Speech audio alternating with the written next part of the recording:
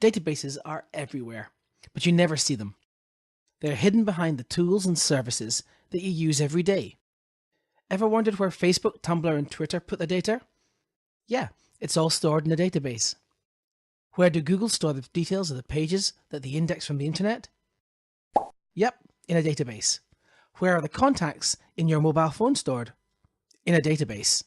Databases do most of the work in the information systems that we use every day. So what is a database? Is it just a random collection of stuff all squeezed in together? No, databases are organized. Databases have a structure, and all the data we store in them fits into this structure. Very simple databases are called flat file databases. They store data in columns of fields and rows of records. Let's think about a simple database that Bob uses to store his address book. This database contains the names, addresses, birthdays, and telephone numbers of his friends and family. Bob has met his friend Megan and would like to add her to his address book. He writes down her first name, last name, address, postcode, and date of birth so he can remember to send her a birthday card, and her telephone number. The details that Bob writes down are stored in fields in his address book database. These are the columns in his database file. The information about Megan fills a whole row in his database file. Each row is called a record, and each of the rows holds information about a different person in his address book. Unlike a paper address book, Bob can carry out operations on his stored database. He can search it to find a particular person. Hey, let's look for Megan. If we search the whole address book for Megan, then we might be surprised at what we get back. Bob can make the search more accurate by selecting the field he wants. So he can ask the database to return all the records where first name equals Megan. Or he could ask the database to show everyone with a birthday in December. He can sort the database to show the records in a different order. He can sort them by last name ascending or by last name descending.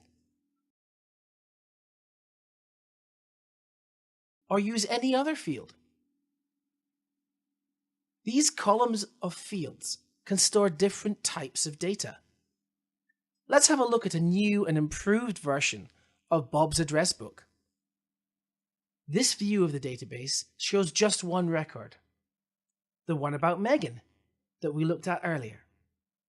But Bob has now added a photo of Megan, her age, the time he last called her, and how many times he's called her in the past.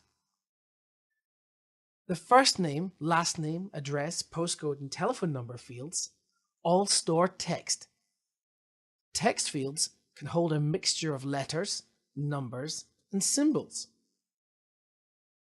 The date of birth field has a field type of date, so it stores calendar dates.